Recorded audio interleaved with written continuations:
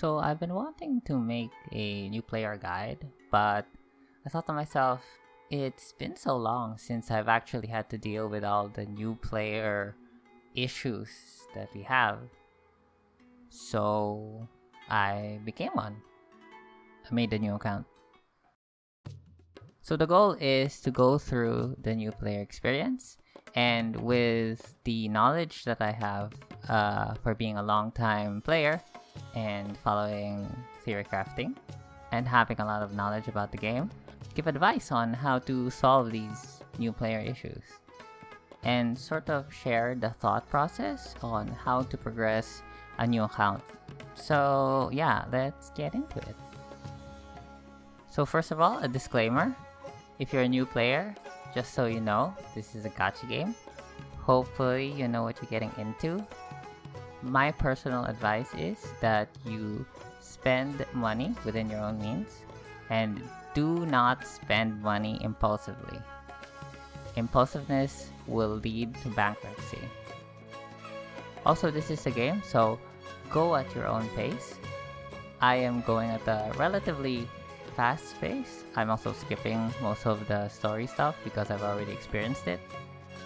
But if this is your first time or you're more casual, go a bit slower.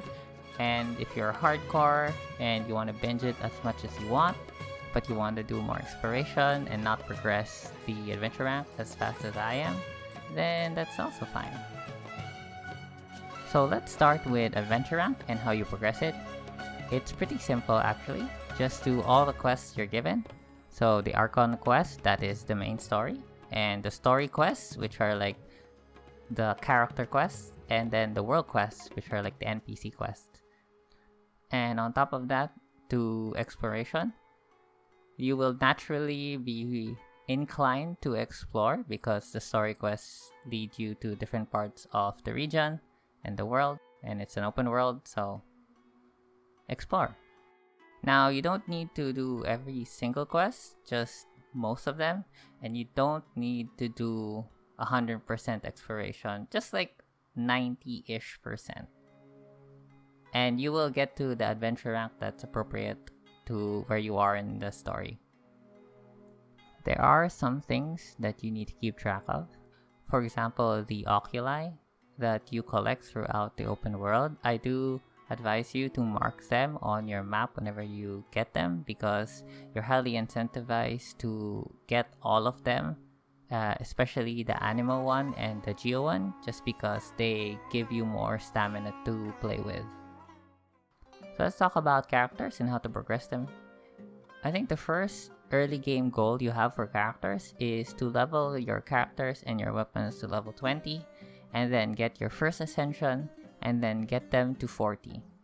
This gives your character enough strength in order to tackle some of the more hard bosses, not that overworld is hard, but some of the harder bosses such as the world bosses and the weekly bosses, and it will give you an easier time doing the story quests.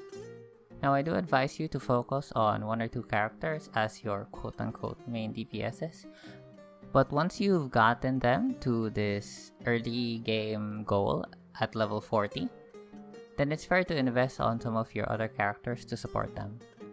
As for resin, again, anything that can get you closer to getting past the first ascension and getting your characters to level 40. Unfortunately, at the start, your resin isn't very efficient, so you can get experience books, but it's not a lot, but it is better than nothing. And at that point, the world bosses might be too much for you. They're level 36 at the start, but you'll eventually want to spend most of your resin on the world bosses. Moving on to weapons, this is probably one of the more annoying things about early game, since a lot of the good 4-star weapons are from the gacha, and since you're new, you just haven't played enough of the gacha to get the good 4 stars. So we'll have to settle with the 3 stars that we get on every temple. So some of the notable 3 stars.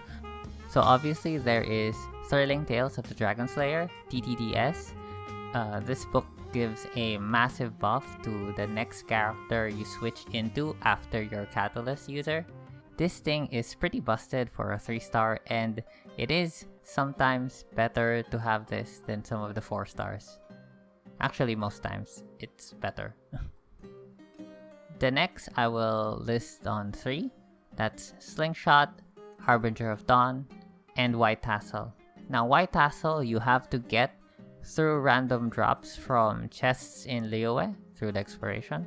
So keep an eye out for White Tassel there. These are all pretty decent weapons at the start, but they are the most, keepable beyond this, since they give crit rate. Well, Harbinger of Dawn is crit damage, but the passive gives crit rate. Especially on characters that don't scale with typical attack stats, it's quite possible that these 3 weapons are their best free-to-play option. There's also a few more mentionable, such as Black Tassel, that is good on HP scaling characters, such as Candice or Zhongli. There's also the Dark Iron Sword that you can get from an NPC, and you can only get 1 of them in your account, so it's a nice novelty. Generally worse than Iron Sting, but you don't need to spend a billet. And finally, Skyrider Sword, just because it's an energy recharge weapon, and energy recharge is super useful. There is the otherworldly story for Catalyst users, but it's in direct competition with Thrilling Tales, and I think it's just better to have Thrilling Tales. And as for artifacts, basically don't bother too much. Leveling the weapon and leveling the character and getting their ascensions are far better value than leveling any of your artifacts. There are a couple of exceptions if you really want more power from your artifacts. One notable one is getting the highest rarity feather you have and leveling that. That will give you the most damage for leveling an artifact. Another one to look out for if you can get a high rarity energy recharge main stat Sans. That's the Hourglass one. If you can get an energy recharge main stat one, that would be good to level up because again, energy recharge is super good. Outside of those, I would advise you just to get artifact set bonuses rather than leveling the artifact themselves. Some of the notable ones: Resolution of Sojourner, Braveheart, and Gladiator gives you attack percent. Berserker gives you crit rate. Martial Artist if you're doing normal and charge attack. Instructor for Elemental Mastery for someone like Sucrose. And Exile and Scholar if you need energy recharge. Now, let's talk about Gacha Strategy.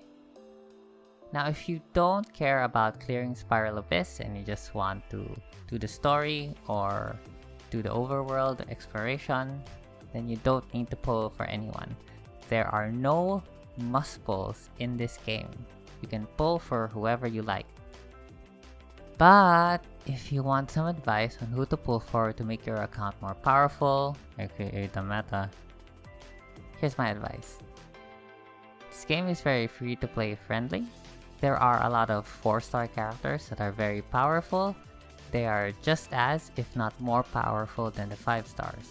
Specifically what I call the Big 5. Bennett, Xingqiu, Xiangling, Sucrose, Fischl. Honorable mentions to Beidou, Rosaria, and Kea. Also note that a lot of these 4 stars are buyable in the Star Glitter shop. So even if you don't get them through the gacha, you can still get them through the glitter shop. There are a couple of 5 stars that open up possibilities for teams, specifically a second Hydro character and a second Animal character. But again, they're not super necessary, they're just really helpful. So for this new account, basically my strategy is to get the 4 stars. If we get the 5 star, that's good, but since 5 stars aren't inherently better than the 4 stars, specifically the Big 5, then getting 4 stars is the goal. And once we get a stable roster, then we can think about saving up our Primo Gems in order to get a 5 star that we want. So that's my advice to new players for the very early game. We'll check back again in a week or so in order to discuss like the mid-game transition and artifact sets actually farming for them, etc. I'll leave you with a sort of progress report on day 3 of the account. I have Sucrose, Fischl, Candice, Sayu, and I got an early Kaching. And of course I have the free characters, Kaya Lisa. I'm surprised actually that they give Barbara after you defeat Storm Terror, so that's at the tail end of the Mondstadt Archon quest. And also I got Changling from the Spiral Abyss. I beat floor 3. I have not gotten Kole though. Speaking of Dendro, I can confirm that you can go all the way to Sumeru from the start. You can just walk there through Liyue and then straight into Sumeru. And you can get Dendro Traveler early before you even get to Inazuma. This was even before I finished the Archon quest in Mondstadt. I was like AR 15. So yeah, that was the account and that was the video. Thank you for watching.